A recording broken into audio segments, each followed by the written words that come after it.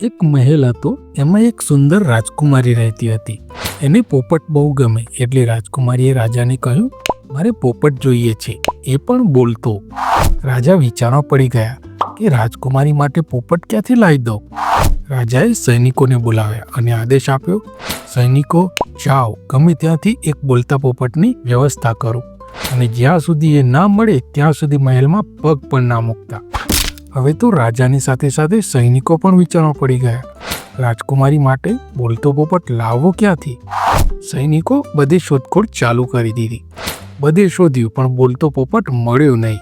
સૈનિકો પોપટને શોધતા શોધતા ક્યારે જંગલમાં આવી ગયા એનું ભાન પણ ના રહ્યું. એ લોકો ખૂબ થાકી ગયા હતા, માટે એક મોટા ઝાડ નીચે થોડીવાર આરામ કરવાનું વિચાર્યું. આરામ કરતા કરતા ક્યારે એ બધાની આંખ મીચાઈ ગઈ એની ખબર ના રહી. થોડીવાર પછી કોઈ બોલી રહ્યું હોય એવો આભાસ થયો. જે સૈનિકો સૂઈ ગયા હતા એમાંથી એક સૈનિકને કોઈ બોલતું હોય એવું લાગ્યું, પણ કોઈ આસપાસ દેખાયું નહીં. ચારે તરફ નજર નાખી પણ કોઈ દેખાયું નહીં. પછી જેવું ઉપર જોયું તો એક પોપટ ઝાડની ડાળી પર બેઠો હતો અને તે જ બોલી રહ્યો હતો. એ જોઈ પહેલાં તો આશ્ચર્યમાં પડ્યું, બીજી બાજુ હરખાયો. આ શું, એક પોપટ હાથી જોડે વાત કરી રહ્યો છે.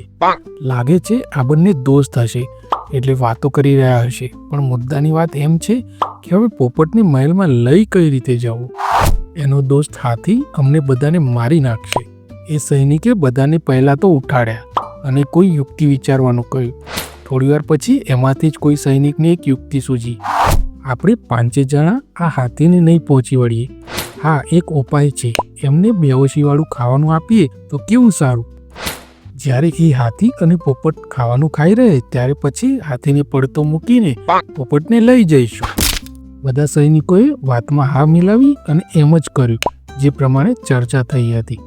હાથી બેહોશ થયો તરત જ સૈનિકો પોપટને લઈ મહેલમાં જવા પ્રસ્થાન કર્યું. જ્યારે રાજકુમારી પોપટને જોવે છે ત્યારે ખુશ થઈ જાય છે.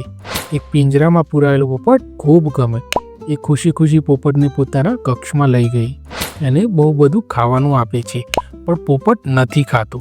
જ્યારે પાણી આપ્યું તો પાણી પણ નથી પીતો. થોડો સમય વીત્યા બાદ પોપટ મૃત્યુ પામવાનો ઢોંગ કરે છે. રાજકુમારીને એમ કે આ પોપટ મૃત્યુ પામે છે, હવે આનું હું શું કરું. જેવું પિંજરું ખોલે છે અને પોપટને બહાર કાઢે છે અને જમીનમાં દાટવા માટે ખાડો ગોદવાની શરૂઆત કરે છે, એવો જ પોપટ ફટાફટ ઉડી જાય છે અને રાજકુમારી બસ એ ઉડતા પોપટને જોઈ જ રહે છે. તો મિત્રો, આ વાર્તા પરથી આપણને એ બોધ મળે છે કે ક્યારેય પણ પોતાના સ્વાર્થ માટે બીજાનો દુરુપયોગ ન કરવો. પશુ અને પંખી ખુલ્લા આકાશમાં જ શોભે, એની મહેરબાની કરીને પિંજરામાં ના પૂરો. તમારો શોખ બીજાના મૃત્યુનું કારણ પણ બની શકે છે. તો મિત્રો, વાર્તા સારી લાગી હોય તો લાઈક કરજો, ચેનલને સબસ્ક્રાઈબ કરજો. મળીશું બીજા વિડીયોમાં. જય હિન્દ, જય ભારત, જય જય ગરવી ગુજરાત.